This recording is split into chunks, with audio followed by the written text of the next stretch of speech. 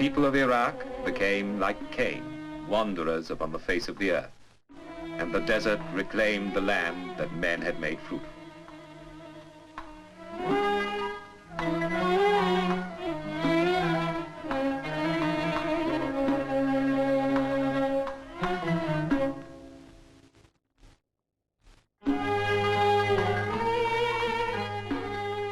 But in the dark ages that followed, the people of Iraq survived, sustained by the bond of a common religion, their faith in Islam.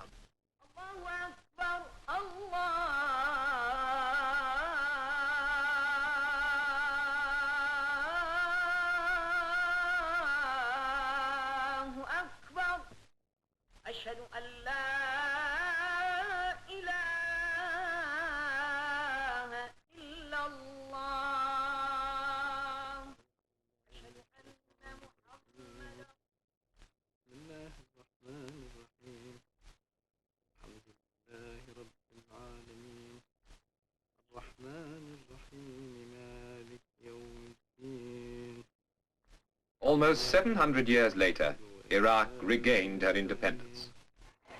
In 1953, the young kingdom celebrated its first 21 years of existence and the crowning of a young king, the direct descendant of the Prophet. The coronation opened a new era in the life of the people of Iraq, listening to their king humbly pledge himself to their future.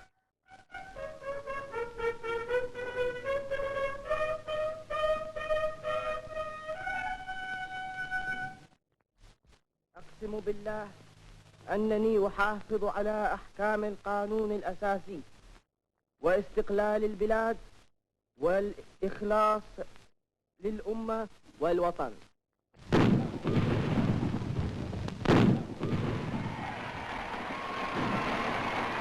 King Faisal's reign began in an atmosphere of warm goodwill, of confidence in the future and pride in what had already been achieved. In the first 21 years of Iraq's independence, modern industries have taken root. Most important of all, great irrigation schemes have been put in hand to control the waters and lead them once again over the arid plains.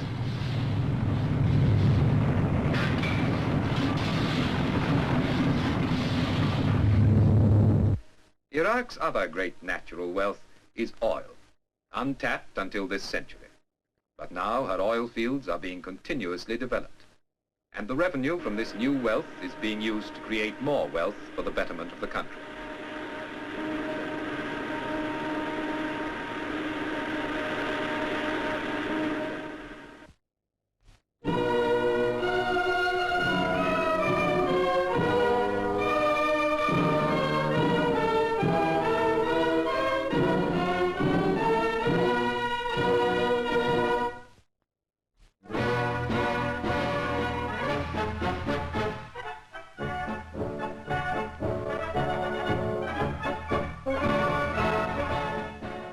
Protect these first fruits of her far-sighted planning and enterprise, Iraq has built up a first-class fighting force, highly disciplined and well-equipped.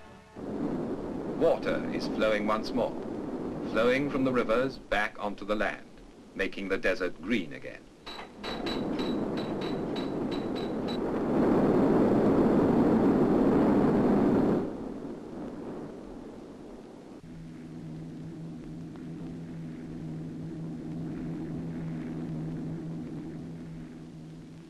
Agriculture is thriving.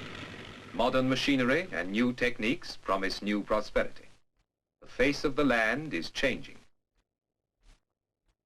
For Nebuchadnezzar, the eternal fires of Baba Goga, the burning fiery furnace of the Old Testament story, were evidence unread of the dark seas sleeping beneath his kingdom. Today, her revenues from oil are helping Iraq to lay the foundation for a new standard of well-being for all her people.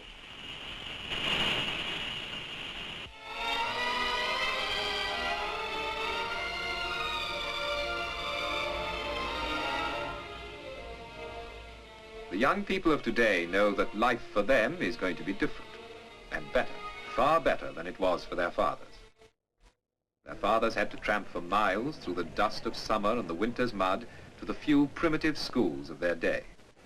Now new schools and colleges are giving the youth of the country a proper start in life.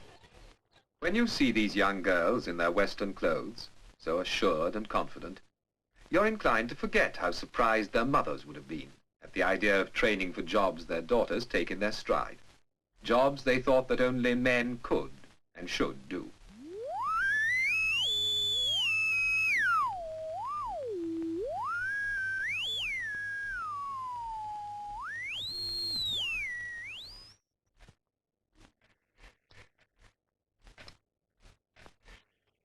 Now girls, as well as the boys, can take up almost any profession they choose and know they've a good chance to succeed. For all these young people now, there is the chance of a good education and of good health, the primary needs of any people. And it's natural that with all these modern developments, the women of Iraq are breaking away from their traditional style of dress, unaltered for centuries, to wear the practical, comfortable clothes that are right for this new life. It's a turn of events significant of wider change, of a more liberal attitude to life, of a greater interest in the arts.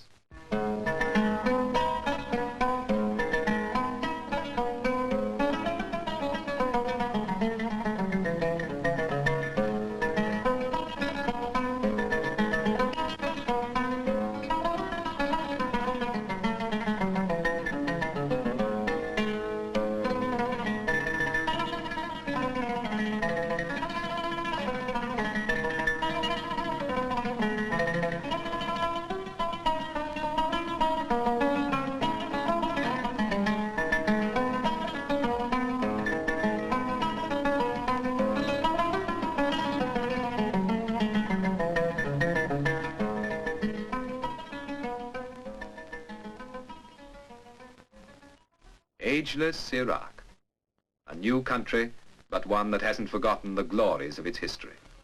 A country that is now emerging from the shadows of its past to a future bright with promise, ready to inherit its true place at the center of the Middle East.